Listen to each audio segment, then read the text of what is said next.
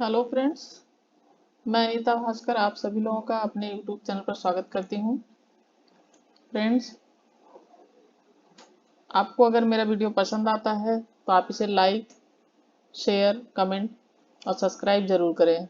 अगर आप सब्सक्राइब करेंगे तभी आप तक मेरे वीडियो की नोटिफिकेशन पहुँच पाएगी और अपने दोस्तों में भी शेयर करें। जो भी मैं पढ़ा रही हूँ वह आप लोगों के लिए बहुत ही हेल्पफुल रहेगा।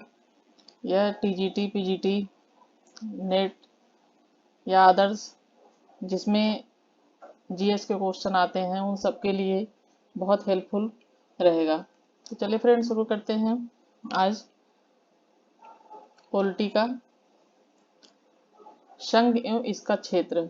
इसके पहले मैंने कई वीडियो डाली है, आप प्लेलिस्ट में जाकर सारी वीडियो को देख सकते हैं। फ्रेंड्स, चलिए शुरू करते हैं संघ एवं इसका क्षेत्र। इसमें संविधान के भाग 1 के अंतर्गत 1 से 4 तक, ये ध्यान रखें, 1 से 4 तक संविधान के अनुच्छेद 1 से 4 तक में संघ एवं इसके क्षेत्रों की चर्चा की गई है। राज्यों का संघ अनुच्छेद 1 में कहा गया है कि इंडिया यानी भारत बजाय राज्यों के समूह के, ये ध्यान दीजिए, बजाय राज्यों के समूह के भारत राज्यों का संघ होगा। मतलब ये समूह नहीं, राज्यों का संघ होगा। यह व्यवस्था दो बातों को स्पष्ट करती है। फ्रेंड्स, यहाँ पे थोड़ा सा ये अ नहीं होना चाहिए, ये सिर्फ अस्पष्ट है, तो इससे कंफ्यूज मत होइएगा। यह व्यवस्था दो बातों को स्पष्ट करती है, एक देश का नाम और दूसरी राज पद्धति का प्रकार। अनुच्छेद 1 के अनुसार भारतीय क्षेत्र को 3 श्रेणियों में बांटा जा सकता है। राज्यों के क्षेत्र, संघ क्षेत्र, सी ऐसे क्षेत्र जिन्हें किसी भी समय भारत सरकार द्वारा अधिगृहित किया जा सकता है। राज्यों और संघ शासित राज्यों के नाम, उनके क्षेत्र विस्तार को संविधान की पहली अनुसूची में दर्शाया गया है। इस वक्त 28 राज्य और 8 केंद्र शासित प्रदेश हैं। पहले 29 थे, पर इस समय 28 राज्य और 8 केंद्र शासित प्रदेश हैं। भारत में देखिए कितने राज्य, हम देख लेते हैं। भारत में 28 राज्य और 8 केंद्र शासित प्रदेश हैं। इस समय भारत के राज्यों और राजधानियों की सूची है। यह है सीरियल नंबर, राज्यों के नाम, राजधानी और कब स्थापित किया गया इनको। तो इसमें फ्रेंड्स देखिए, पहला जैसे है आंध्र प्रदेश, राजधानी हैदराबाद। इसकी प्रस्तावित राजधानी अमरावती है, जो भी प्रस्तावित है। 1 नवंबर 1956। अरुणाचल प्रदेश ईटानगर, 20 फरवरी 1987। असम दिसपुर, 26 जनवरी 1950। बिहार पटना, 26 जनवरी 1950। ये है छत्तीसगढ़ रायपुर, 1 नवंबर 2000। गोवा पणजी राजधानियां हैं। ये देखिए यहाँ पे डेट दी गई है कब से कब तक है। ये गुजरात गांधीनगर, 1 मई 1960। हरियाणा चंडीगढ़, 1 नवंबर 1966। हिमाचल प्रदेश शिमला, 25 जनवरी 1971। झारखंड रांची, 15 नवंबर 2000। कर्नाटक बेंगलुरु, 1 नवंबर 1956। केरल तिरुवनंतपुरम, 1 नवंबर 1956। मध्य प्रदेश भोपाल, 1 नवंबर 56। महाराष्ट्र मुंबई, 1 मई 1960। मणिपुर इम्फाल, 21 जनवरी 1972। मेघालय शिलांग, 21 जनवरी 1972। मिजोरम आइजोल, 20 फरवरी 1987। नागालैंड कोहिमा, 1 दिसंबर 1963। उड़ीसा भुवनेश्वर, 26 जनवरी 1950। पंजाब चंडीगढ़, 1 नवंबर 1956। राजस्थान जयपुर, 1 नवंबर 1956। सिक्किम गंगटोक, 16 मई 1975। तमिलनाडु चेन्नई 26 जनवरी 1950, तेलंगाना हैदराबाद 2 जून 2014। जो तेलंगाना राज्य बना था वो 2 जून अभी 2014 को ये बना था। आंध्र प्रदेश का एक हिस्सा काटकर ये तेलंगाना राज्य बना था 2 जून 2014 को। 25 त्रिपुरा अगरतला 21 जनवरी 1972। उत्तर प्रदेश लखनऊ 26 जनवरी 1950। झारखंड देहरादून 9 नवंबर 2000। 28 पश्चिम बंगाल कोलकाता 1 नवंबर 1956। थे हमारे 28 राज्य हैं। पहले हमारे 29 थे। जम्मू कश्मीर भी हमारा राज्य था, लेकिन अब जम्मू कश्मीर केंद्र शासित प्रदेश में आ गया है। तो अब हम देख लेते हैं केंद्र शासित प्रदेश हमारे 8 हैं, वो कौन कौन से हैं, क्योंकि कुछ नए भी उसमें जुड़े हैं। पहले 7 थे, अब 8 हैं। अंडमान व निकोबार द्वीप समूह, पोर्ट ब्लेयर 1 नवंबर 1956। चंडीगढ़ है ये, 1 नवंबर 66 को बना था ये। दादरा नगर हवेली, एक दमन दीव, ये दोनों को एक कर दिया गया है। ये 26 जनवरी 2020 को इन दोनों को एक ही कर दिया गया है मिलाके। तो 26 जनवरी 2020 को। दिल्ली 9 मई 1905 को। जम्मू कश्मीर यह 31 अक्टूबर 2019 को। ये जो है जम्मू कश्मीर केंद्र शासित राज्य बना था 31 अक्टूबर 2019 को। लक्षद्वीप कावारती 1 नवंबर 1956 को। पुद्दुचेरी जो पांडिचेरी था, जिसका नाम पांडिचेरी या पुद्दुचेरी, ये है 1 नवंबर 1954। लद्दाख लेह जो है ये भी 31 अक्टूबर और 2019 को बने। ये श्रीनगर जम्मू कश्मीर जो है और ये लद्दाख, ये दोनों 31 अक्टूबर को 2019 को ये केंद्र शासित प्रदेश बने हैं। एक संप्रभु राज्य होने के नाते भारत अंतर्राष्ट्रीय कानूनों के तहत विदेशी क्षेत्रों का भी अधिग्रहण कर सकता है। अनुच्छेद 2 में संसद को यह शक्ति दी गई है कि इस संसद विधि द्वारा ऐसे निबंधनों और शर्तों पर जो वह ठीक समझे संघ में नए राज्यों का प्रवेश या उनकी स्थापना कर सकेगी। इस तरह अनुच्छेद 2 में संसद को 2 शक्तियां प्रदान करता है। अनुच्छेद 2 में संसद को यह शक्ति दी गई है कि इस संसद विधि द्वारा ऐसे निबंधनों और शर्तों पर जो वह ठीक समझे संघ में नए राज्यों का प्रवेश या उनकी स्थापना कर सकेगी। इस तरह अनुच्छेद 2 संसद को 2 शक्तियां प्रदान करता है। अ नए राज्य को भारत के संघ में शामिल करें और नए राज्यों का गठन करने की शक्ति। नए राज्य को भारत के संघ में शामिल करें और दूसरा है नए राज्यों का गठन करने की शक्ति। ये जो है संसद को 2 शक्तियां ये प्रदान करती हैं। राज्यों के पुनर्गठन संबंधी संसद की शक्ति। राज्यों के पुनर्गठन के लिए संसद के क्या अधिकार हैं, क्या शक्ति है संसद के, वो हम देख लेते हैं। अनुच्छेद 3 संसद को अधिकृत करता है किसी राज्य में उसका राज्य क्षेत्र अलग करके अथवा 2 या 2 से अधिक राज्यों को या राज्यों के भागों को मिलाकर अथवा किसी राज्य क्षेत्र को किसी राज्य के भाग के साथ मिलाकर नए राज्य का निर्माण कर सकेगी। देखिए अनुच्छेद 3 में संसद यह अधिकृत करता है, यह अधिकार देता है कि राज्य में उसका राज्य क्षेत्र अलग करके, कोई भी राज्य है उसका थोड़ा सा क्षेत्र अलग करके या 2 से अधिक 2 राज्यों का थोड़ा थोड़ा भाग लेके या राज्यों को दोनों भागों को मिला के या किसी तरीके से राज्य क्षेत्र को किसी राज्य के भाग के साथ मिलाकर नए राज्य का निर्माण संसद कर सकेगी। तो ये जो है मेन पॉइंट है बहुत। है किसी राज्य के क्षेत्र को बढ़ा सकेगी। संसद के द्वारा किसी भी राज्य क्षेत्र को बढ़ाया जा सकता है, उसके क्षेत्र को बड़ा किया जा सकता है, उसके भाग को बड़ा किया जा सकता है। किसी राज्य का क्षेत्र घटा सकेगी, साथ ही वह किसी राज्य को छोटा भी कर सकती है। संसद को अधिकार दिया गया है कि वह किसी राज्य को छोटा भी कर सकती है, बड़ा भी कर सकती है। सह किसी राज्य की सीमाओं में परिवर्तन कर सकेगी। राज्य की सीमाओं को संसद परिवर्तित भी कर सकती है। तो यह जो है राज्य की सीमाओं में परिवर्तन भी कर सकेगी। राज्य किसी राज्य के नाम में परिवर्तन कर सकेगी, यह भी अधिकार दिया गया है अनुच्छेद 3 में कि संसद राज्य के नाम में, कोई नाम में परिवर्तन भी कर सकती है, उसका नाम बदल सकती है।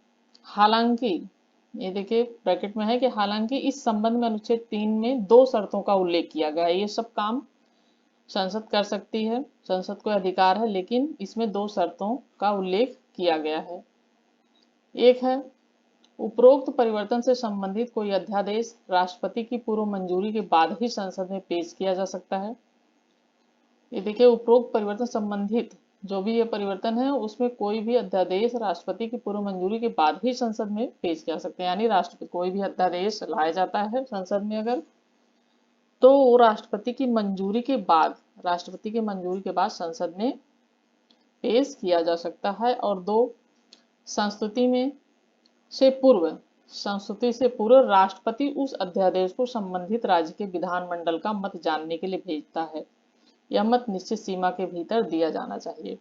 और जो राष्ट्रपति मंजूरी देता है उससे पूर्व, संस्तुति पूर्व राष्ट्रपति उस अध्यादेश को संबंधित राज्य, जो भी राज्य होगा, जिससे राज्य जो भी संबंधित राज्य होगा, उसका मत जानने के लिए वह उसके पास भेजता है। यह मत निश्चित सीमा के भीतर दिया जाना चाहिए। तो ये जो है सीमाएं हैं, ये शर्तें हैं दोनों। संविधान अनुच्छेद 4 में, संविधान अनुच्छेद 4 में स्वयं घोषित किया गया है, संविधान के अनुच्छेद 4 में, कि नए राज्यों का प्रवेश या गठन अनुच्छेद 2 के अंतर्गत, मतलब नए राज्यों का प्रवेश या गठन अनुच्छेद 2 के अंतर्गत है। नए राज्यों के निर्माण, सीमाओं, क्षेत्रों और नामों में परिवर्तन अनुच्छेद 3 के अंतर्गत। राज्यों का प्रवेश या गठन है जो, वो है अनुच्छेद 2 के अंतर्गत। और राज्यों के निर्माण, किसी राज्य का निर्माण किया जाता है, इसकी सीमाओं, क्षेत्रों या नामों में परिवर्तन किया जाता है, तो वह है अनुच्छेद किसके अंदर, यह है अनुच्छेद 3 के अंतर्गत। और यह है नए राज्यों का निर्माण, प्रवेश, गठन, यह है अनुच्छेद 2 के अंतर्गत। राज्यों के निर्माण, सीमाओं, क्षेत्रों और नामों में परिवर्तन अनुच्छेद 3 के अंतर्गत। को संविधान के अनुच्छेद 368 के तहत संशोधन नहीं माना जाएगा। यानी इसमें जो भी परिवर्तन किया जाता है, किया जाएगा, उसे संविधान के जो अनुच्छेद 368 के तहत है उसको संशोधन उसके तहत नहीं माना जाएगा, क्योंकि संशोधन का जो है इसमें 368 में है संशोधन का अधिकार, तो इसके तहत संशोधन नहीं माना जाएगा। अर्थात इस तरह का कानून एक सामान्य बहुमत और साधारण विधायी प्रक्रिया के जरिए पारित किया जा सकता है। तो इस तरह का कोई भी अगर कानून है तो वह एक सामान्य बहुमत और साधारण विधायी प्रक्रिया के द्वारा, विशेष बहुमत के जरूरत नहीं है इसमें, इसमें है साधारण बहुमत के द्वारा, साधारण विधायी प्रक्रिया के द्वारा, साधारण एक सामान्य बहुमत के द्वारा इसे पारित किया के जरिए पारित किया जा सकता है। 1956 के बाद बनाए गए नए राज्य एवं संघ शासित क्षेत्र, थोड़ा सा मैंने थोड़ा डिटेल लिया था जिससे आपको अच्छी तरीके से याद हो जाए। इसमें है महाराष्ट्र और गुजरात, जो 1956 के बाद राज्य संघ शासित क्षेत्र बनाए गए थे, उसका है ये। बाकी पहले मैंने जो वर्तमान में 28 राज्य हैं और 8 केंद्र शासित प्रदेश हैं, वो कब बनाए गए उसका मैंने डिटेल दे दिया था आपको, आगे ऊपर करा दिया है, और उसमें डेट भी दे दी है, जिससे कि आप अगर 2-4 बार उसे अगर वीडियो को देख लेते हैं तो उससे आपको अच्छी तरीके से डेट याद हो जाएगी, क्योंकि डेट वाइज भी एग्जाम में पूछ लेता है किसी भी राज्य का कि इसका गठन कब हुआ या इसका वो कब हुआ, इसकी स्थापना कब हुई, तो ये पूछ लेता है, तो इससे आपको आसानी रहेगी। और जो परिवर्तन हुए हैं नए राज्यों में, 29 राज्य से 28 राज्य हुए हैं, 7 केंद्र शासित प्रदेश थे, तो फिर एक बार 9 हुआ था, फिर उसमें घटा के फिर 8 हो गए हैं, तो ये सब चीज़ें उससे आपको समझने में आसानी होगी। तो इसमें देखते हैं दादरा नगर एवं हवेली 1954 में इसके स्वतंत्र होने से पूर्व यहाँ पुर्तगाल का शासन था। दादरा एवं नगर हवेली जो थी इसमें इसमें 1954 में इसके स्वतंत्र होने से पहले यहाँ पुर्तगाल का शासन था। 1961 में 61 तक यहाँ लोगों द्वारा स्वयं चुना गया प्रशासन चलता रहा। 10वें संविधान संशोधन अधिनियम, तो ये कब जो है हुआ था, ये 10वां कौन सा संशोधन अधिनियम था, ये 10वां। तो 10वें संशोधन अधिनियम द्वारा 1961 द्वारा इसे संघ शासित क्षेत्र में परिवर्तित कर दिया गया।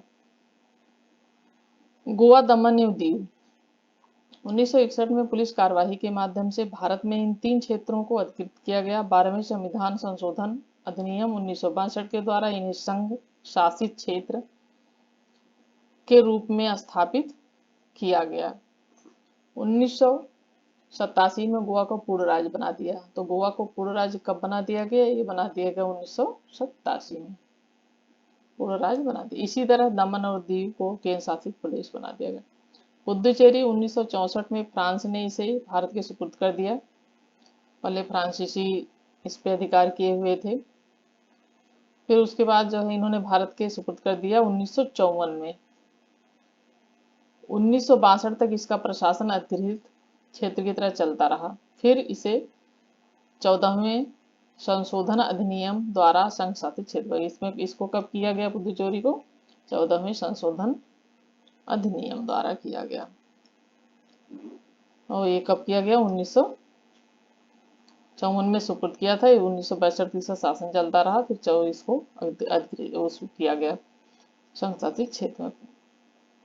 नागालैंड 1963 में नागा पहाड़ियों और असम के बाहर क्षेत्रों को मिलाकर नागालैंड राज्य का गठन किया गया। नागालैंड को भारतीय संघ के 16 राज्यों का दर्जा देने से पूर्व 1961 में असम के राज्यपाल के नियंत्रण में रखा गया था। हरियाणा, चंडीगढ़ और हिमाचल प्रदेश 1966 में पंजाब राज्य से भारतीय संघ के 17वें राज्य हरियाणा और केंद्र शासित प्रदेश चंडीगढ़ का गठन किया गया था। फिर मणिपुर, त्रिपुरा एवं मेघालय 1972 में पूर्वोत्तर भारत के राजनीतिक मानचित्र में व्यापक परिवर्तन आए। इस तरह दो केंद्र शासित प्रदेश मणिपुर और त्रिपुरा एवं उपराज्य मेघालय को राज्य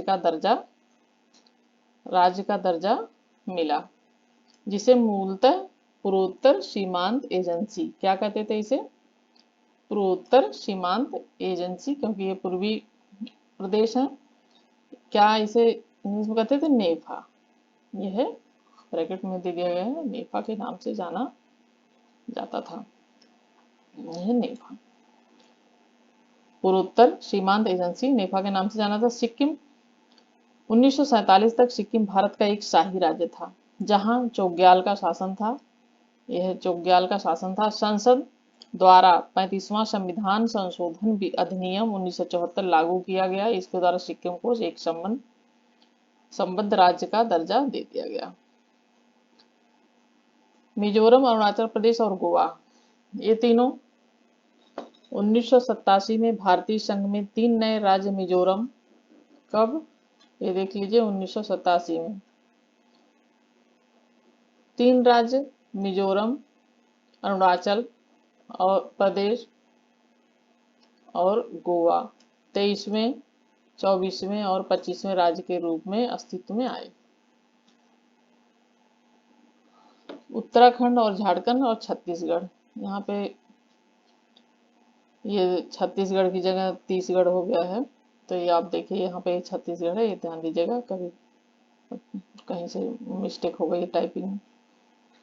तो ये छत्तीसगढ़, उत्तराखंड और झारखंड, सन 2000 में छत्तीसगढ़, उत्तराखंड और झारखंड को क्रमशः मध्य प्रदेश, उत्तर प्रदेश और बिहार से पृथक कर नए राज्यों के रूप में मान्यता दी गई। अब ये जल्दी 2000 में जो है मान्यता इसको दी गई। 2000 में छत्तीसगढ़, उत्तराखंड और झारखंड को मध्य प्रदेश, उत्तर प्रदेश और बिहार से पृथक किया गया। किससे किया गया, ये कई बार क्वेश्चन ये करंट में पूछा भी था। ये उत्तर प्रदेश, मध्य प्रदेश और बिहार से किससे, कौन सा जो है वो बना है, ये प्रदेश से पूछा भी गया था एग्जाम में। तो ये भी ध्यान रखिए कि 2000 में, सन 2000 में छत्तीसगढ़, उत्तराखंड और झारखंड को क्रमशः मध्य प्रदेश, मतलब छत्तीसगढ़ जो बना है वो मध्य प्रदेश को काट कर बना है, उत्तर प्रदेश से उत्तराखंड बना था काट के, और बिहार से ये झारखंड का नए राज्य के रूप में मान्यता दी गई, नए राज्य का गठन किया गया था। यह तीनों भारतीय राज्य भारतीय संघ के 26वें, 27वें और 28वें राज्य बने थे। और जो 29वां बना था वो बना था जो है ये 2014 में तेलंगाना। 2014 में ये तेलंगाना आंध्र प्रदेश राज्य के भूभाग को काटकर भारत के 29वें राज्य के रूप में अस्तित्व में आया था। परंतु अब वर्तमान में जम्मू कश्मीर को हटा दिया गया, केंद्र शासित प्रदेश बना दिया गया, तो वर्तमान में कितने राज्य हैं हमारे, ये ध्यान रखिए 28 राज्य हैं और 8 केंद्र शासित प्रदेश हैं।